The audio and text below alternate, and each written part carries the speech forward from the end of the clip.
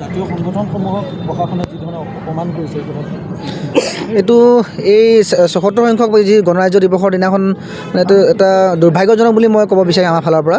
যিহেতু পূৰ্বতে যিমান সংখ্যক এই গণৰাজ্য দিৱস হওক ১৫ আগষ্ট স্বাধীনতা দিৱসেই হওক পাতিছে, বোকাখাতৰ দল সংগঠনবিলাকক নিমন্ত্ৰণ দিয়ে পোনপ্ৰথমে জড়িত কৰায়, কনফাৰেন্স হল এছ ডি চিভিলৰ কনফাৰেন্স হলতো মিটিঙতো মাতে।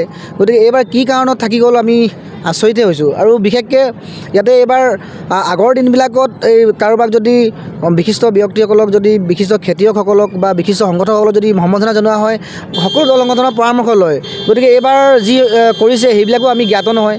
গতিকে এনেকুৱা এটা সময় নালাগিছিলে বুলি আমি ভাবোঁ। আৰু গতিকে ভৱিষ্যতে যাতে এইবোৰ দিশ চাই আৰু আমি প্ৰশাসনক আৰু কিনো ক'ম, গতিকে প্ৰশাসনে এইবিলাক দিশ চাব লাগে বুলি অনুভৱ কৰোঁ। আৰু সমজিলা ঘোষণা কৰাৰ পাছত এইটো প্ৰথমবাৰ, গতিকে এইটো কাৰণে অতি দুৰ্ভাগ্যজনক যে সমজিলাৰ হোৱাৰ প্ৰথমটো এইটো গণৰাজ্য দিৱস হয়।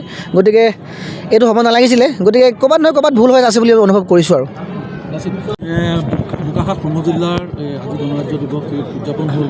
তালৈ কেইবাগৰাকীও বোকাখাত অঞ্চলত বিভিন্ন ক্ষেত্ৰখনৰ লগত জড়িত ব্যক্তিক সম্বৰ্ধনা দিবৰ বাবে নিমন্ত্ৰণ দিছিলে, কিন্তু আজি সম্বৰ্ধনা অনুষ্ঠান বাতিল কৰিলে প্ৰশাসনে।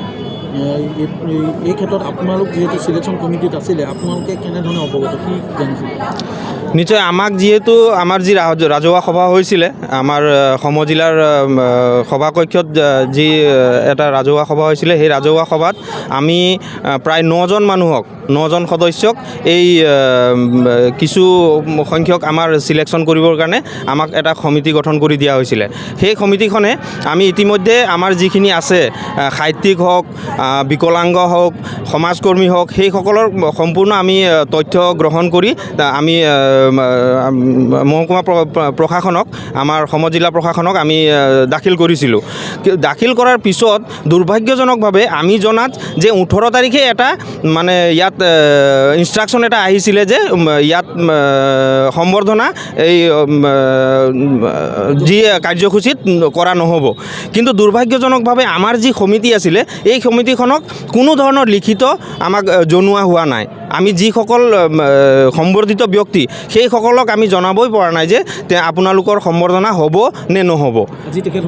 তেখেতসকল আজি বেছি সংখ্যকে তেখেতসকল আজি আহি উপস্থিত হৈছেহি, কিন্তু আমি দুৰ্ভাগ্যজনকভাৱে আমি জনাব পৰা নাই তেখেতসকলক যে ইয়াত আজি সম্বৰ্ধনা নহ'ব। আমি জনাত 18 তাৰিখে এই চিঠিখন ওপৰৰ পৰা আহিছিলে, কিন্তু তেখেতসকলে আমাক কোনো ধৰণৰ লিখিত জনোৱা নাই যে আজি ইয়াত সম্বৰ্ধনা নহ'ব বুলি।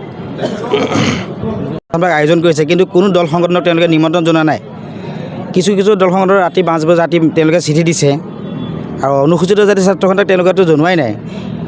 আচলতে তেওঁলোকক আমাৰ দল সংগঠনৰ প্ৰয়োজন নহয় নেকি, সেই প্ৰশ্নটো আমাৰ তেওঁলোকলৈ থাকিল।